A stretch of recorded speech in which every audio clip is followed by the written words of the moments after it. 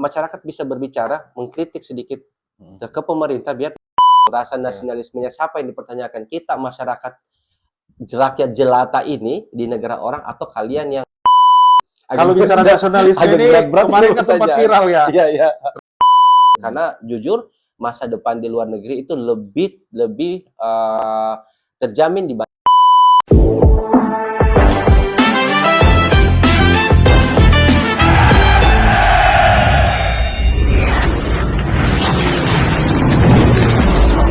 Halo sahabat podcast Beta Cerita Palu, selamat malam dan sampai bertemu kembali ya di podcast edisi berikutnya. Malam hari ini saya kedatangan sahabat yang saya dari awal itu ingin sekali podcast beliau. Iya, baru kesampaian ya. Kesampaian. Ya. Dari awal ada podcast selalu bilang, Still podcast ya. Iya. Ini kalau saya kenalnya dengan nama Still, tapi beliau bernama lengkap Rama Triputra. Iya, benar sekali. Siapa ini? Bro saja ya. Sebenarnya kalau nama Rama Triputra itu lebih ke nama resmi gitu. Nama resmi. Iya, nama resmi karena kebetulan namanya juga saya bekerja jadi harus pakai nama resmi. Tapi kalau untuk teman atau sahabat itu kenalnya saya Still. Jadi nyamannya mendingan panggil Still saya karena kita udah terbiasa nama Still. Oke. Jadi teman-teman podcast ini yang kenal beliau ini pasti tahu beliau bernama panggilan akrab Still. Iya, benar. Dengan mungkin nama KTP ijazah ya, iya, Rama Triputra. Iya. Karena makanya kadang gitu jadi yang kenal saya Still tiba-tiba datang ke kantor bilang ada pasir. Pasirnya siapa ya? Oh, Rama. Oh iya, ada di atas gitu. Jadi kadangnya di situ. Apa kabar ini Om Still? Baik ya. Cuma mungkin agak sedikit ngejek ini hidung karena ya fase lagi cuaca kayak flu ya, gitu. Lagi cuaca lagi kurang bagus beberapa hari ini. Tapi untuk di podcast Bercerita Palu ini saya harus wajib bela-bela ya. Iya, bela-bela. Luar biasa. Terima kasih Om sudah datang di ruangan podcast Beta Cerita Palu. Sahabat podcast, kita akan berbincang dengan brother saya Still terkait dengan tema yang sudah terpampang di podcast. Ini pertanyaan pertama ini. Ya. Om Still, bisa diceritakan sedikit perjalanan Om Still itu dari Palu dan sampai saya pernah mendengar sampai ke luar negeri di beberapa lokasi. Iya, oke. Pertama saya memperkenalkan diri dulu buat teman-teman yang ada di podcast ini. Mungkin ada sebagian yang sudah kenal atau ada yang belum kenal atau cuma lihat atau cuma follow di Instagram saya gitu. Karena kebetulan saya sendiri itu main di Instagram dan cukup banyak share beberapa aktivitas saya di Instagram. Dan lumayan ya pengikutnya ya. Ada sekitar hampir 35.000 followers. Lumayan lah. Tapi saya bukan seperti kayak selebgram atau apa gitu. Cuma saya hanya untuk membuka mata pikiran buat teman-teman bahwa dunia itu sangat luas gitu. Dunia itu indah gitu. Karena kebetulan saya yang diberikan kesempatan untuk bisa melihat langsung, saya share melalui Instagram saya. Travel blogger ya? Travel blogger juga bisa dibilang travel blogger. Tapi teman-teman di luar sana yang kenal saya itu lebih kenal saya sebagai profesional bartender gitu. Karena memang basic pekerjaan saya sebagai mixologis yang dimana saya itu berkecimpung di dunia minuman dalam artian bartender atau barista. Jadi saya bisa bartender, barista, tapi yang lebih ke profesionalnya. Minuman yang kayak di kafe-kafe yang kita lihat itu ya? Iya, jadi kalau kayak di kafe-kafe itu lebih ke barista, tapi kalau bartender itu dia lebih minuman yang ya sedikit ada alkoholnya atau juga mixologi drink yang kita bermain dengan campuran-campuran beberapa komponen minuman lah gitu. Oke, sebelum kita membahas ke intinya, sejak kapan menyukai dunia bartender gitu. Dunia bartender itu tersebut. Jadi sebenarnya kita di kalangan circle berteman itu kan udah lama. Jadi kalau starting dari mana mulainya ya dari deker sih. Peminum deker. Ya, dari peminum deker terus saya memang coba-coba bikin minuman. Kalau mungkin teman-teman yang nonton ini kenal namanya Jungle Juice atau hijau daun yang dulu minuman-minuman yang terkenal di Palu itu melalui racikan tangan saya itu. Ya, dari saya yang bikin resepnya sampai dipakai semua di beberapa teman di Kota Palu ini. Di kafe-kafe ya. Kafe-kafe. Sampai sekarang masih ada? Ada beberapa yang pakai itu. Habis itu setelah itu saya putuskan untuk sekolah gitu. Karena saya pikir bahwa memang benar kita sebagai profesional bartender atau barista itu kan kita harus punya pengalaman Ya. basic begitu. Tapi harus diselingi dengan edukasi dalam artian sekolah gitu. Makanya saya dari tahun 2000 starting itu 2012, 2014 saya berangkat ke Bali untuk sekolah dan akhirnya ikut-ikut pertandingan juga dan menang beberapa kompetisi tingkat Indonesia dan tingkat nasional, tingkat dunia maksudnya. Tingkat dunia? Iya, sempat 2017 itu bertanding di Makassar tapi mewakili Indonesia untuk bertanding di 11 Tenggara dan alhamdulillah kita juara 1 Luar gitu. biasa. Dan dari situ dari sekolah itu awal mulanya saya pelan-pelan naik yang akhirnya pegang satu klub besar, main di hotel untuk pegang beberapa tempat-tempat besar hingga akhirnya saya memutuskan 2020 saya pindah ke Jerman. Awal pertama kali ke luar negeri. Iya pertama kali. Kalau untuk di luar negeri juga sudah pernah beberapa kayak di Thailand, Malaysia itu. Tapi enggak stay dalam waktu lama. Enggak. Nanti pas 2020 itu pertama kali saya memutuskan untuk melangkahkan kaki untuk level internasional lagi karena kebetulan juga di situ posisinya habis Covid kan, mau masuk Covid gitu. Oh, 2019 ke 2020. Jadi saya memang sudah mulai starting di 2019-2020 karena saya sudah apply di ada agensi saya kan itu dan akhirnya itu panjang perjalanan itu karena saya harus ikut seleksi dari beratus-ratus orang sampai diterima dan akhirnya alhamdulillah saya terpilih dari 250 orang ke 15 orang untuk ke Jerman. Untuk ke situ, ke Jerman itu. Berarti ke Jerman itu dalam hal pekerjaan. Dalam hal pekerjaan dengan fashion yang basic yang basic yang sama, bartender, barista. Luar biasa. Jadi memang kalau mau dibilang alhamdulillah saya sampai detik ini ada sekitar 35 negara lah yang saya sudah pernah. 35 negara? Iya, 35 negara yang pernah. Wah, luar biasa di Nanti bisa lihat di Instagram, bisa follow di mungkin barangkali dari semua masyarakat yang ada di Palu ya, mungkin barangkali salah satunya Om Stil ini yang mungkin sudah mengunjungi beberapa negara ya, sampai 35 negara. Basically ya, itu. Ya? Iya, pasti. Dan bukan saya merasa bahwa saya lebih maksudnya sudah pernah ke sana atau yang ada yang belum dan karena memang akses ke sana yang susah. Contoh mungkin kalau mau dibilang orang Palu yang sudah pernah ke Kutub Utara 1 tahun 2 kali itu Utara. Iya, Kutub Utara. Itu mungkin saya karena kenapa? Bukan saya bilang saya yang bisa, tapi memang susah untuk akses untuk ke sana.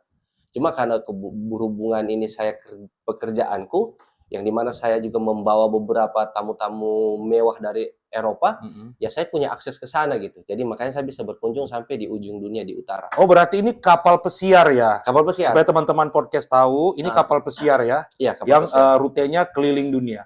World cruise gitu. Wow. Jadi ada beberapa tipikal kapal pesiar di dunia ini. Yang pertama itu ada kapal World Cruise.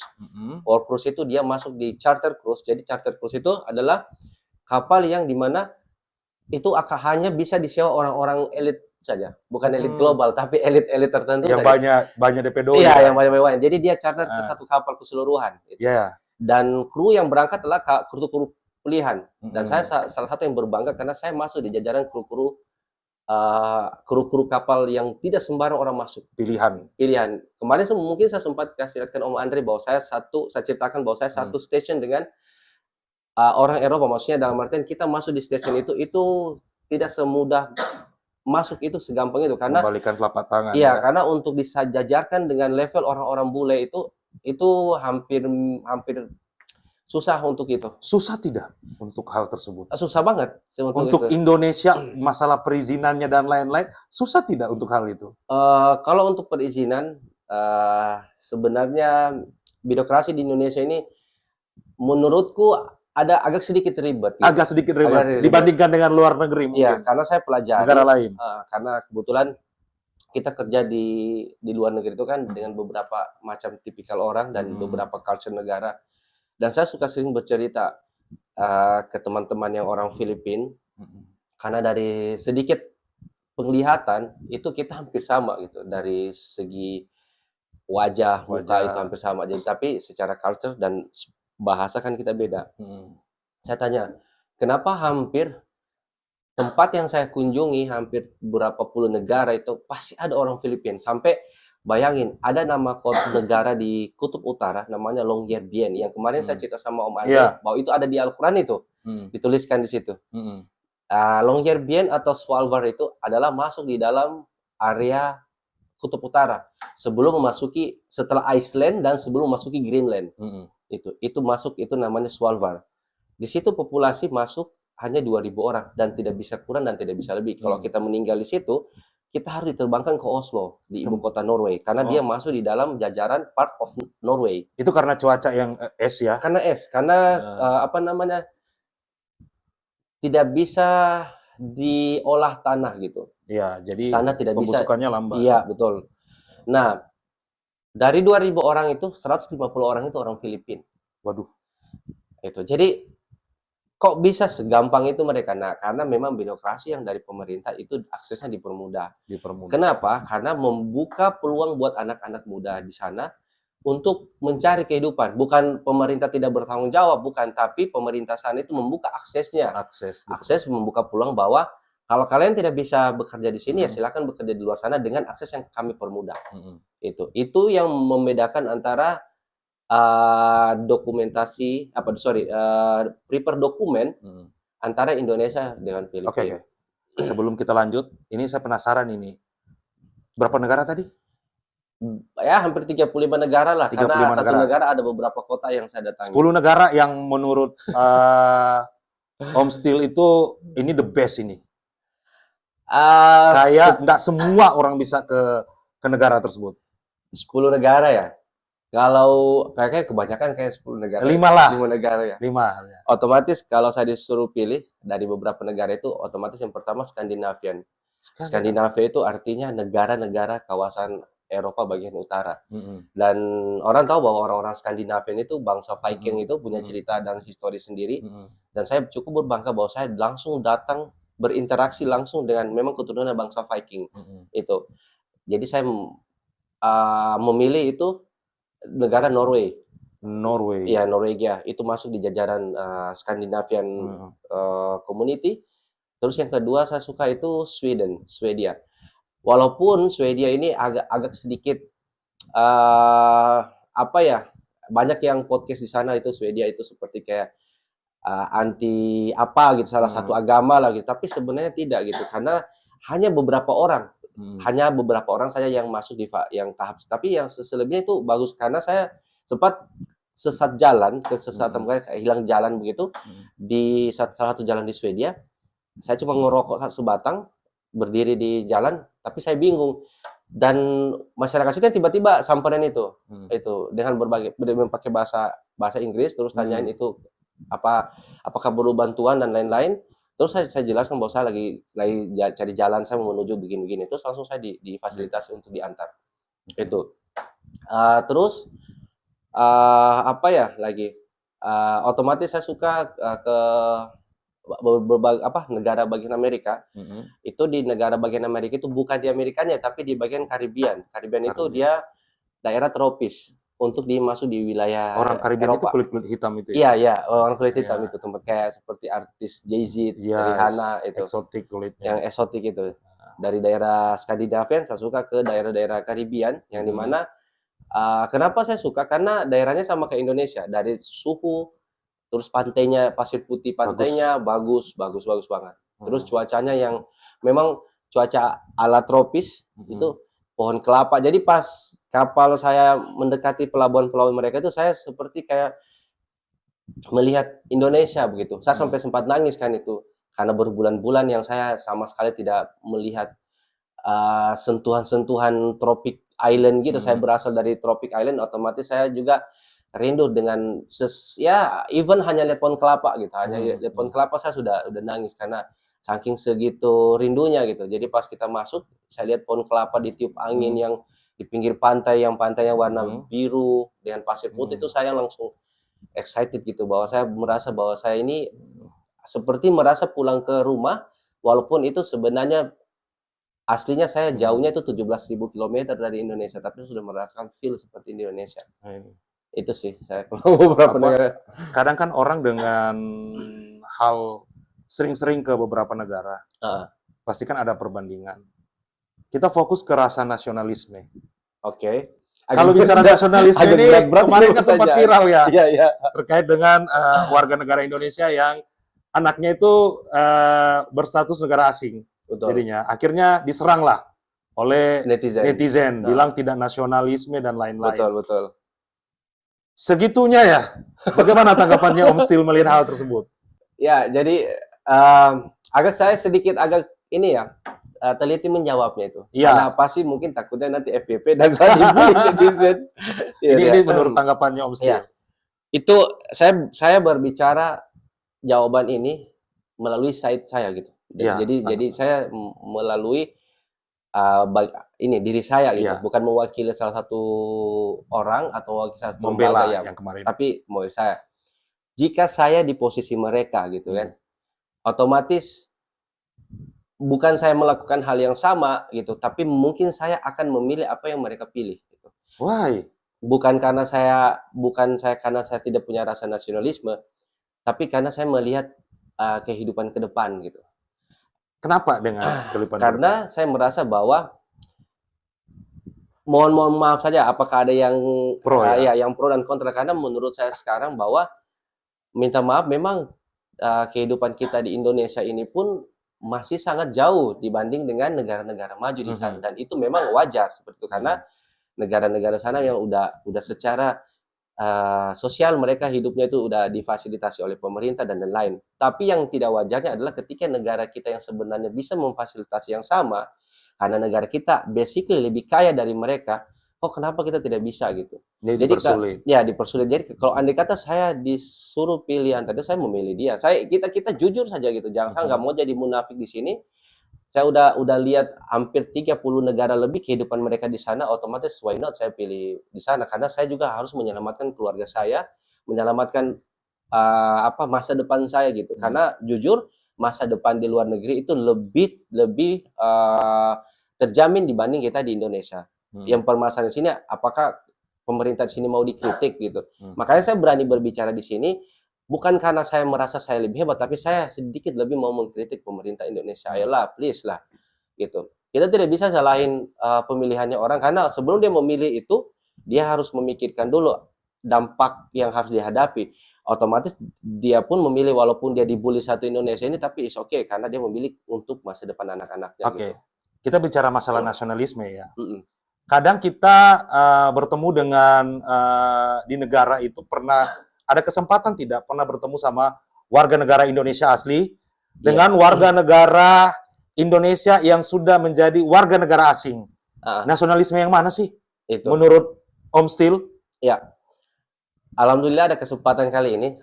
Tapi saya bisa ceritakan yang kejadian. Yes, it's okay. Ya itu. Karena silakan saja. Ada sedikit sensitif di sini, tapi saya harus sedikit membagi pengalaman saya kan, karena menurut saya kalau pada saat ada pertanyaan nasionalisme, saya mohon maaf saja pemerintah ini dipertanyakan dulu. Kalian tidak melihat warga negara kalian maksudnya seperti petinggi-petingginya di sana yang sama sekali tidak punya rasa nasionalisme. Oh, iya. Jadi di sini pemerintah berbicara speak up. Orang Indonesia yang di luar negeri sana tidak nasionalisme, minta maaf tadi. Tapi faktanya, the realnya yang terjadi adalah pejabat Anda sendiri yang tidak punya, minta maaf, tidak punya rasa nasionalisme dengan kita masyarakat di sana. Itu saya punya kejadian. Silakan cek di Instagram saya. Historinya, ceritanya itu ada di posting. Ada, saya posting di situ. Rasa nasionalismenya siapa yang dipertanyakan? Kita masyarakat rakyat jelata ini di negara orang, atau kalian yang pejabat daerah di luar negeri sana? Mana yang rasa nasionalismenya lebih peka? 2022 saya ketemu orang Indonesia suami istri yang tinggal di Belanda. Kebetulan dia cruise ke Denmark. Ketemu kita di Copenhagen. Itu ibu kota negara Copenhagen, ibu kota negara Denmark. Ya. Itu.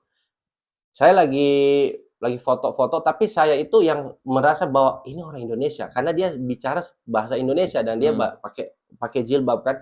Otomatis di luar sana yang jilbab dan wajah Asia, kalau bukan orang Malaysia, ya orang Indonesia. Saya tiba-tiba saya yang kayak langsung say hello begini-begini, dia pun juga hai gitu, langsung saya kayak langsung nyapa juga gitu kan. Akhirnya kita akrab, jadi cerita. Jadi ngebayangin bahwa saya ketemu satu orang di belahan dunia lain itu, dan itu orang Indonesia. Akhirnya kita cerita-cerita, dia orang lupa orang Surabaya apa orang mana, yang dia itu awalnya pelajar di Belanda.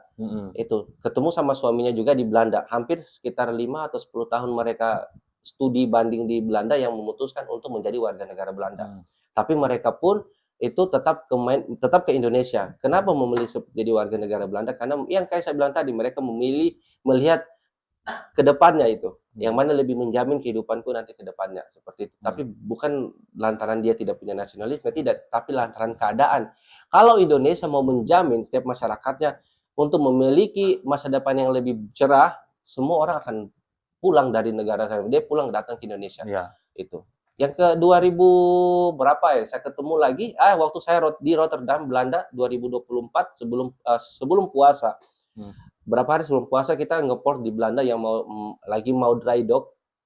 Saya ketemu juga lain orang Semarang welcome di beberapa tempat, karena orang di Rotterdam sini banyak orang Indonesia yang sudah berKTP kata kasarnya. Sudah warga negara sana. Tapi nasionalismenya masih tetap, karena mereka pakai bahasa Indonesia. Kita berbicara nasionalisme dengan cara kita berbahasa Indonesia pun di negara orang, itu nasionalisme, karena merasa bahwa kita menjadi salah satu part of community of Indonesia. Makanya kita menggunakan bahasa Indonesia. Saya bisa saja bahasa Inggris dengan dia. Cuma kan kita orang Indonesia gitu. Dia memilih jadi warga negara Belanda ya karena dia mengikuti suaminya. Apakah itu dikatakan tidak nasionalisme karena dia mengikuti keadaan yang harus dituntut seperti itu? Kan tidak mungkin. Jadi tidak ada satu orang di muka bumi ini yang bisa menentukan kau punya nasionalisme, kau tidak punya nasionalisme. Buktinya yang terjadi adalah 2024 saya kebetulan berada di kota Oslo. Bersama dengan salah satu teman saya. Kalau memang ini tidak fair cerita saya panggil teman saya yang sama-sama orang Bali, yang sama-sama di kejadian itu. Saya sampai ngomel-ngomel itu di Instagram. Kenapa? Karena waktu itu kebetulan saya lagi di Oslo, ibu kota negara Norway. Lagi mau lihat itu kastil gitu. Tidak seperti kayak kerajaannya orang Oslo gitu. Nah, di depannya itu ada satu stand. Di situ stand untuk Palestina gitu, Palestina gitu. Jadi saya bukan pameran begitu. Iya, sebenarnya lebih ke meminta dukungan internasional. Oh ya, terkait dengan perang genosida yang terjadi gitu. Tapi saya di sini bukan mau mengangkat cerita itu, karena saya juga tidak mau membahas isu itu. Cuma karena saya memang kita kembali ke fokus tadi. Iya, yang tadi itu. Jadi tapi saya itu menceritakan bahwa saya datang ke situ. Jadi pas saya datang, saya lihat ada satu stand Palestina gitu, dan orang Palestina yang asli yang datang di situ. Mereka pasang itu atributnya mereka semua segala rupa. Habis itu saya yang masuk ini kan, saya agak sedih kalau bahas masalah Palestina itu karena memang sepeka itu. Jadi saya masuk ke dalam yang mereka memasang semua foto di situ dan segala story dan histori yang terjadi mereka genosida yang terjadi. Kita semua lagi di depan, tiba-tiba pas saya keluar, mataku ini terfokus di salah satu circle gitu, satu kumpulan orang. Mereka pakai mantel bulu hitam yang mewah lah gitu. Jas, mantel, pakai kopiah lambang Garuda emas. Oh, Indonesia dong. Of course, itu Indonesia. Tidak mungkin. Saya kalau bicara nasionalisme, pada saat saya menotis ini orang Indonesia itu sudah nasionalisme karena saya tahu bahwa atribut pejabat Indonesia ini. Gitu. Apalagi kita merantau ke negara orang. Benar. Otomatis nasionalisme itu pada saat kita tahu bahwa dia orang Indonesia, secara tidak kita akan respect untuk menegur. Betul. Jadi saya langsung pura-pura, saya langsung ke depan. Terus pas mereka lewat, saya langsung say hi. Hai Pak, apa kabar gitu? Gimana kabar Pak? Jadi saya interaksi ala kita orang Indonesia. Saya demi Allah saya tidak berbicara hoax di sini atau bohong di situ, karena sebelum saya keluarkan statement ini saya posting sebelumnya kan 2004. Silakan cek di Instagram saya. Instagram ada ya? Ada di Instagram saya. Dia tatap saya dari ujung kaki sampai ujung kepala seolah-olah saya ini kayak gembel yang dari mana gitu. Entah saya gembel datang ke Norway sini, tapi itu bukan urusan Anda gitu kan. Tapi Anda datang ke Norway ini berarti urusan saya, karena pajak yang Anda bayar, pajak yang saya bayarkan, visa yang saya bayarkan, itu Anda pakai untuk datang ke Norway. Setidaknya kalau mau dibilang bos, saya bos daripada Anda. Jadi saya bos yang harus kalian tegur. Bicara kasarnya ya. Tapi saya tidak mau berbicara siapa bos, siapa yang ini. Saya cuma berbicara kita sesama orang Indonesia, nasionalisme seorang Indonesia. Saya tegur kalian, hampir kalian ada 10 orang di situ, saya tegur, hai, apa gitu, apa kabar, gimana dengan bahasa Indonesia, kalian sama sekali kalian tidak gubris. Kalian lihat saya muka orang Indonesia gitu, saya pakai speak Indonesia, setidaknya kalau kalian pasti dia berpikir bahwa oh ini mungkin mahasiswa yang ada di Norway, oh ini mungkin orang lagi ada, tapi setidaknya kau sebagai orang Indonesia, pejabat publik, tidak etis kau seperti itu. Kalau karakternya itu mungkin pelancong atau Bukan, liburan atau dengan kopiah hitam lambang diduga ya Garuda. Saya bukan diduga, tapi mereka yakin. itu pejabat. Ya, untuk apa? Coba, untuk apa? Orang yang liburan dengan style jas seperti itu dengan sebagai pejabat publik. Itu. Jadi saya sedikit mengkritik ya pemerintah. Mudah-mudahan ini FYP ya, biar didengar oleh masyarakat di luar sana, yang apalagi orang-orang petinggi di luar sana, please lah. Tundukkan sedikit ego gitu sebagai manusia. Kalian ngapain sih gitu seperti itu? Maksudnya kalian tidak tahu bahwa segitu rindunya kita dengan orang Indonesia, dengan apa namanya, dengan sesuatu yang bersentuhan di Indonesia. Jadi dengan keadaan seperti itu asli saya broken heart gitu. Misalnya kayak kayak gimana ya kita seperti Emosi. iya, emosi tapi dan Dan merasa seperti kayak sampah. Saya rasa kayak kita tegur loh secara langsung di depannya mereka, dan mereka even satu bahasa satu tidak ada. mungkin Dia kalau di lewat Palu langsung sudah pergi. sudah kelar ya. Ya kelar. Di situ saya mungkin saking emosi seperti apa, saya tuangkan pengalaman cerita saya ke story saya di Supaya Instagram. ada cerita dan ada Ya, dan ada bukti, Ada bukti. bahwa saya pernah kejadian seperti. Jadi kalau seumpama mungkin ada statement yang bilang nasionalisme, kita kembalikan dulu. Tanyakan diri Anda, pemerintah Indonesia. Siapa yang lebih nasionalisme, kalian atau kita, babu internasional? Jadi saya bilang saya babu internasional. Atau kalian pejabat babu yang membayar pajak. Bayar visa dan bayar pajak untuk kalian datang ke luar negeri itu. Oke teman-teman podcast, ini perhatian juga ini. Penasaran dengan akun IG daripada brother saya Steel, nanti kita deskripsinya kita isi di bawah. Boleh. Jadi buat teman-teman yang ingin cek akun IG-nya dan penasaran dengan cerita daripada beliau, bisa langsung cek akun Instagram daripada Bar Theory Project. Apa namanya? Bar Theory Project. Bar Theory Project. Ya. Nah, itu nanti teman-teman saya tulis di deskripsi. Om Steel. Ya. Tentu saja dengan pengalaman melakukan perjalanan ke beberapa negara itu kan pasti banyak perbandingan dengan Indonesia. Pasti. Yang paling signifikan mungkin bisa di-sharing kepada sahabat-sahabat podcast. Oke. Sedikit lebih banyak yang saya mau sharing di sini. Untuk perbandingan itu sendiri, yang pertama otomatis saya akan bandingkan dengan fasilitas publik yang ada di sana. Jadi salah satu hal yang paling sangat mendonjol dan salah satu yang bikin kita betah di luar negeri itu ya fasilitas publik. Contoh waktu saya yang saya bilang tadi, kayak saya di Rotterdam, di Belanda, itu akses untuk penggunaan fasilitas publik itu free. Itu free. Tapi saya tidak yang langsung sampai di rumah sakitnya atau di berbidang government-nya gitu. Tapi setidaknya akses ya ada gambaran lah, akses seperti kayak fasilitas publik itu free. Terus di jalanan itu mereka kayak seperti air bersih. Jadi kayak ada seperti station yang dimana station itu untuk kayak seperti air minum, yang air coolant ice atau hot water. Nah di situ kalau kita mau minum situ itu yang free. Tapi saya tidak sampai mau berbicara ke situ, tapi setidaknya saya berbicara di ranah fasilitas publik atau sesuatu yang berkaitan dengan masyarakat. Itu mereka aksesnya mereka kasih free itu. Terus berkaitan dengan perbandingan antara kebersihan. Norway adalah kenapa menjadi salah satu favoritku, karena Norway adalah negara yang sangat menjaga yang ekosistem mereka, naturalnya mereka, karena mereka itu berpikir bahwa sebelum adanya manusia, alam di luar yang ada di sana yang diciptakan oleh Tuhan. Jadi yang pendatang ini adalah kita. Itu. Jadi siapa yang harus diutamakan? Kita sebagai pendatang atau kita yang sudah lama di situ? Otomatis mereka memilih yang sudah ada di luar sebelum manusia. Makanya alamnya tidak pernah berubah walaupun manusia datang ke situ. Saya lihat ada salah satu yang saya cek kemarin, ada salah satu food vlogger atau travel blogger yang ada di mana itu, dia pasang di situ Ifjord, FJORD spell. Ifjord itu spell bahasa Norway, bahasa satu daerah. Itu mereka dia lagi di kampung nelayan, dia bilang, "Oh, saya ini ya seperti H4 ya. Ya, Indonesia seperti H4 ya." Orang yang tidak tahu apa itu F-jor, tulisannya F-jor, tapi bacanya F-jor gitu.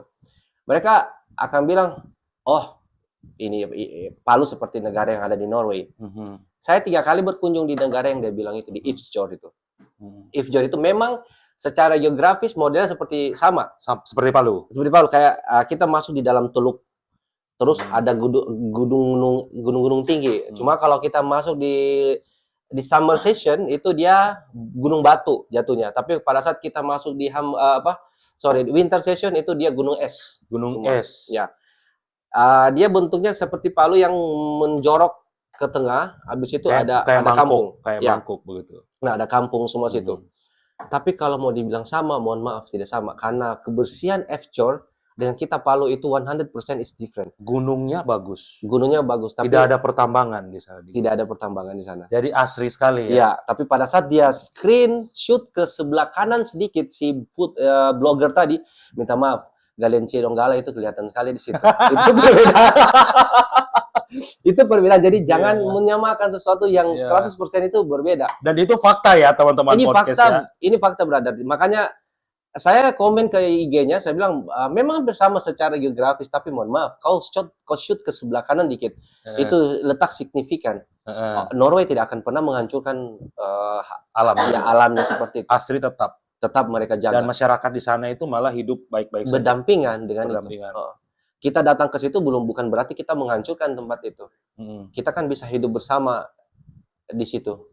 Istilahnya kan sama-sama, istilahnya mereka tidak, ini makhluk hidup loh, kayak begitu. Berarti kalau terkait dengan hashtag kemarin kabur aja dulu itu tidak jadi masalah menurut Om Steel? Atau berat pembahasan kita nih. Sebenarnya saya jadi kayak saya bilang tadi, saya sudah Bismillah FYP gitu kan. Bismillah FYP, tapi andai kata berbicara masalah kabur aja dulu, saya tidak munafik. Andai kata saya ditempatkan dengan posisi mempunyai kesempatan untuk get resident permanen, saya kabur. Kabur aja. Saya kabur. Tapi tidak menghilangkan rasa nasionalismenya ya. Kayak begini. Atau tidak menghilangkan rasa keinginan makan kaledo dah. Sebenarnya kita makan kaledo di Eropa dengan makan bisa kaledo saja. sini bisa saja hampir sama rasa, tapi passionnya itu yang akan berbeda. Mungkin saya akan kehilangan passionnya, tapi saya tidak kehilangan rasa kan. Cuma saya berpikir lagi, saya mendingan kehilangan kata kasarnya, kehilangan warga negara, orang bilang kayak begitu kan, daripada saya kehilangan masa depan saya gitu. Karena kenapa? Otomatis coba segitu beratnya yang harus saya hadapi. Saya harus andai kata di depan saya gitu. Ini saya berbicara berbicara perbandingan. Tiba-tiba datang satu paper ke saya untuk menandatangani bahwa saya untuk pindah ke negara Inggris gitu, London. Saya akan tanda tangan, bro. Tapi itu nggak mudah kan? Tidak mudah. Ini makanya kita berbicara angan-angan. Karena seandainya. Karena tidak segampang itu gitu. Karena itu hampir mustahil itu datang ke depan saya itu. Makanya yang viral kemarin di Inggris itu, saya yang antara dia memang speak up berani dengan yang memang dia sudah akan terima fakta yang akan terjadi gitu. Makanya dia berani posting seperti itu, walaupun itu terlihat seperti flexing. Tapi andai kata saya ditempatkan di posisinya, mungkin saya melakukan hal yang sama gitu. Karena kenapa saya memikir ekor saya gitu, masa depannya seperti apa. Karena sebegitu pekanya pemerintah sana untuk bagaimana masyarakatnya itu bisa memiliki hak murni atas masa depan yang lebih cerah. Kalau Indonesia bisa menggaranti setiap warga negaranya mempunyai hak yang independen, punya hak yang secara masa depan dia cerah, yakin tidak ada hashtag kabur aja dulu di muka bumi ini. Mungkin terkait dengan kabur aja dulu juga itu terkait dengan masalah pekerjaan ya. Karena di Indonesia ini kan banyak sekali pengangguran. Banyak sekali, Om. Dengan melamar kerja ribet sekali. Harus berpenampilan menarik, tinggi sekian, harus punya pengalaman dan bla bla bla bla. Di luar negeri seperti itu enggak? Jadi sharing dong. Jadi terkait antara spesifikasi ya, katanya spek gitu, spesifikasi atau standar melamar pekerjaan di Indonesia buat HRD ya, buat Human Resource Department. Sedikit teguran buat kalian, please jangan memaksakan sesuatu, menormalisasikan yang bukan standar kalian. Sebenarnya tidak ada standar yang ini gitu. Cuma HRD sekarang yang sok itu, yang bikin standar harus gini, harus gini. Karena tuntutan dari perusahaan. Tapi please HRD ini jangan kalian itu melihat dari satu kacamata. Kalian mau menerima model atau kalian mau menerima memang pekerja secara skill gitu. Iya. Kalau kalian menerima secara model untuk seperti kalian sebagai HRD Victoria's Secret, untuk model-model mungkin tinggi 180 atau dengan gaya seperti ini, is okay karena memang kalian untuk style gitu, untuk fashion. Tapi please lah gitu. Melamar di Indonesia, HRD-nya pasang, umur sekian, Berpenampilan menarik. tinggi 170, 178 lah untuk perempuan. terus memiliki paras yang ini segala rupa, pengalaman harus S1. Ya. Itu harus ini, terlalu banyak standar itu. Kalian sama dengan tidak memberikan kesempatan buat orang bekerja. Sedangkan pada saat saya melamar di luar negeri sana, tidak ada mereka S1, S2, tidak ada. SMA pun is okay. Cuma ada beberapa dokumen internasional seperti BST, Basic Safety Training, ada CCM, ada SAT, ada HACCP, Hazard Analysis Critical Control Point, ada paspor, ada visa yang harus itu saja. That's it and go. Jadi mereka itu tidak menstandarkan secara fisik. Pada saat kalian berbicara secara fisik, kalian rasis. Apakah kita memilih lahir dengan tinggi 150 di muka bumi? Kalian itu berarti sama dengan mempanis sesuatu yang dari pemberian Tuhan. Tidak ada yang bisa garansi saya punya bayi, anakku ini 170 tingginya. Berarti coba berpikir bahwa saya punya tinggi 150, saya SMA tinggi 150 contoh. Berarti saya memikir saya tidak punya masa depan di Indonesia. Karena otomatis saya tidak punya pekerjaan. Saya tinggi 150. Coba ini jadi sedikit hal-hal sensitif begini yang harus sebenarnya kita hilangkan dari pemikiran karakter oleh bangsa Indonesia seperti ini. Kalian menormalkan sesuatu yang kalian itu mendiskor sebenarnya untuk orang-orang memiliki kesempatan kerja. Di luar negeri saya apply ke Jerman. Jadi sedikit cerita yang saya bilang ini Om Andre kemarin, bahwa saya itu diseleksi dari 250 orang menuju ke 15 orang. Itu untuk dapat kuota berangkat ke Jerman dengan full fasilitas dari Jerman. Yang terpilih hanya 15 orang. Saya orang pertama pembuka. Jadi pembuka interview di depan direksi, jajanan direksi, di depan interviewer, saya semua orang-orang penting di depan, dan saya bisa membawa secara emosi ke mereka. Tapi mereka tidak melihat saya datang duduk itu dengan tinggi sekian, dengan paras sekian, tidak. Tapi melihat dari skillku, apa yang saya bawa ke mereka. Karena saya seorang profesional barista, bartender, yang saya memiliki spek, yang saya mengerti apa yang dipertanyakan, yang itu yang saya jawab. Dan secara skala yang mereka inginkan ya seperti itu. Mereka tidak lihat tinggimu, tapi mereka melihat apa yang dalam isi otakmu, seperti itu. Saya diterima dari 150 orang, saya diterima 15 orang, bekerja di Jerman dengan kontrak yang sekarang Om Anda tahu, saya bulan Agustus nanti ke depan akan berangkat lagi kembali ke Jerman. Jadi itulah spek seperti itu. Ini terima kasih Om Anda tanya, karena memang ini sedikit saya sentil ke HRD sekarang atau pemilik perusahaan seperti itu. Hilangkan diskriminasi standar seperti itu. Orang punya kesempatan kerja itu siapapun bisa. Di luar negeri sana, saya cerita tadi Om Ande, saya satu company AIDA Corporation, bisa cek di Google, itu satu company terbesar di dunia untuk masalah kapal pesiar passenger dengan cruise charter passenger. Di situ ada river cruise passenger juga di situ. Saya kerja, jadi saya di atas itu, namanya Ocean Bar. Itu di lantai 12 atau lantai berapa itu. Saya menghadap belakang langsung dengan laut. Setiap pagi itu ada satu karyawan saya, jadi kita kru itu berganti-gantian.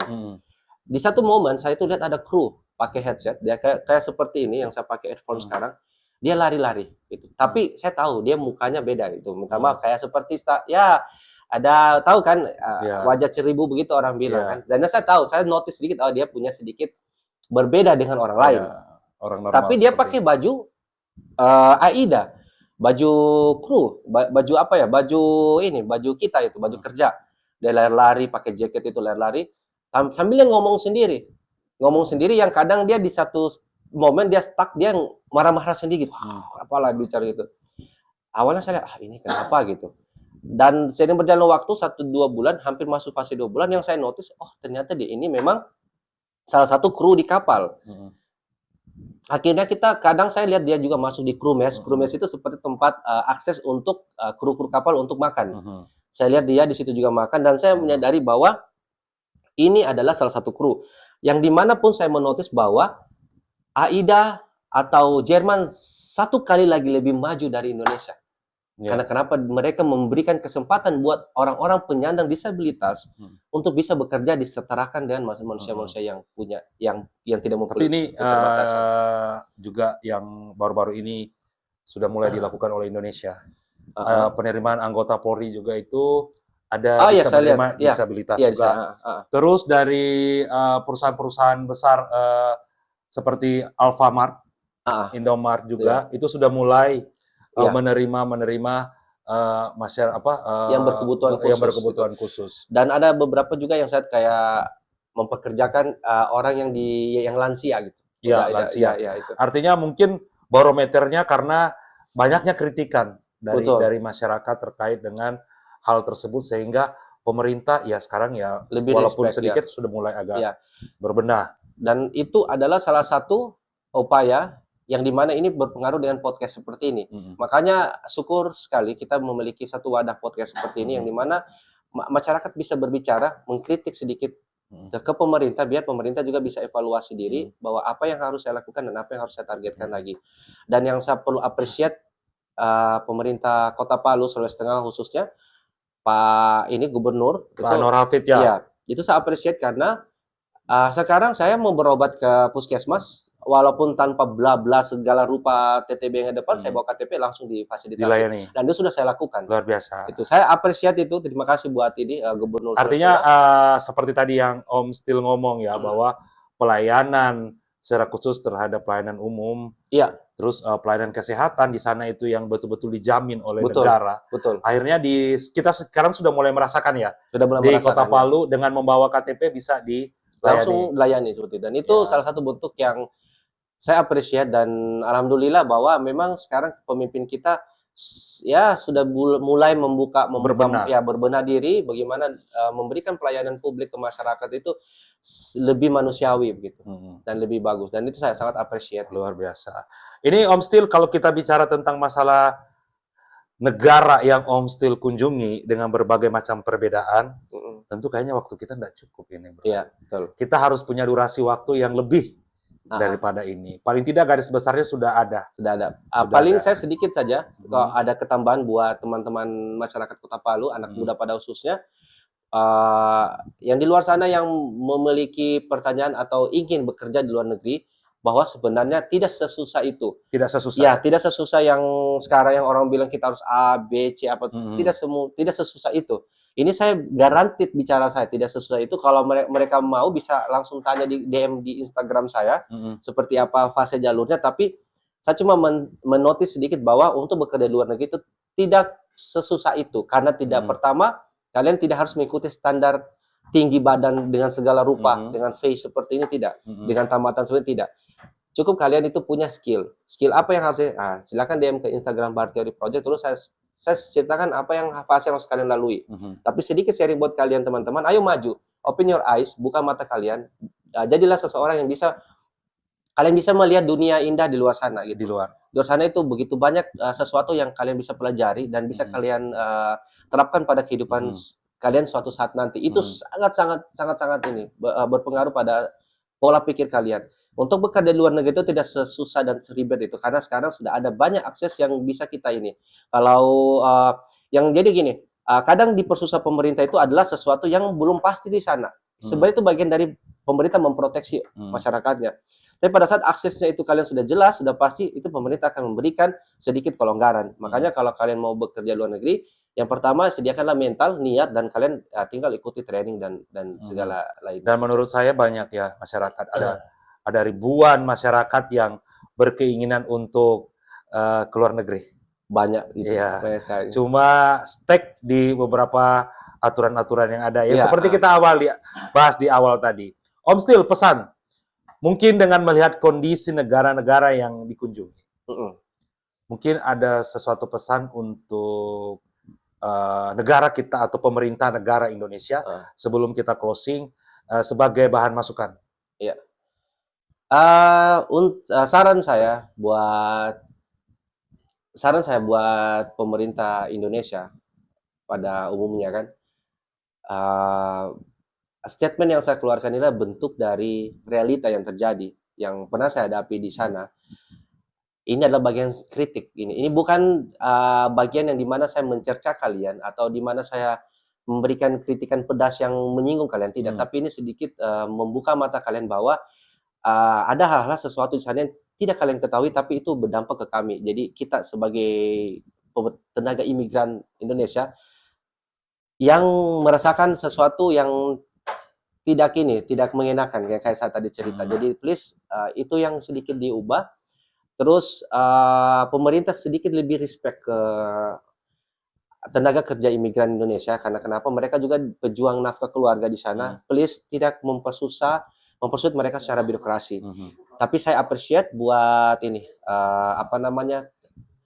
Badan Penanggulangan Pekerja gitu, BP2 PMI kalau nggak salah itu salah satu government pemerintahan yang mereka akses, di mana mereka memproteksi kita dari pekerja imigran itu, dan juga imigrasi Sulawesi Tengah yang mempermudah kita secara birokrasi.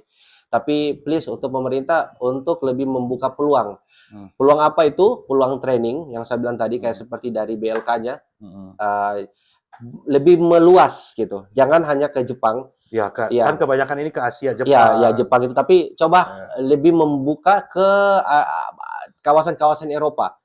Kalau kalian tidak memiliki akses pengajar, oke, silakan DM saya. Ya, silakan DM saya di Bar Theory Project. Itu saya akan bisa memberikan edukasi buat teman-teman pemerintah Kota Palu, bisa memberikan akses ke mereka biaya atau pendidikan yang dimana mereka bisa bekerja di luar negeri di bagian sektor pariwisata di Eropa dan Amerika itu. Selain membuka wadah itu, juga buat teman-teman lebih memperbanyak skill, kemampuan, karena skill dan kemampuan itu yang sangat diperlukan di negara sana, di Eropa sana. Luar biasa percakapan kita malam hari ini, Om Stil. Terima kasih. Tidak dirasa waktu kita ini sudah habis, dan saya akan undang Om Stil lagi untuk podcast di edisi berikutnya. Iya, insya Allah. Banyak manfaat daripada pembahasan kita terkait dengan keinginan adik-adik atau masyarakat yang ingin keluar negeri.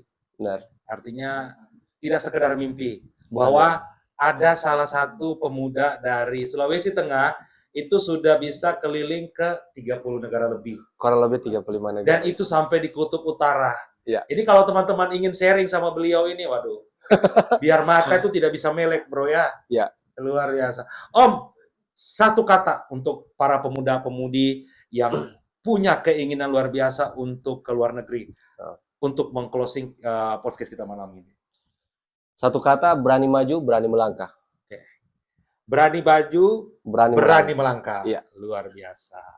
Ini kata-kata penutup yang luar biasa. Dan sahabat podcast, inilah cerita saya bersama Om Stil. Kami akan kembali di podcast edisi berikutnya. Terima kasih banyak Om Stil. Terima kasih Om Andre, buat masyarakat Kota Palu juga terima kasih. Oke, selamat malam dan sampai jumpa di edisi podcast berikutnya. Wassalamualaikum warahmatullahi wabarakatuh.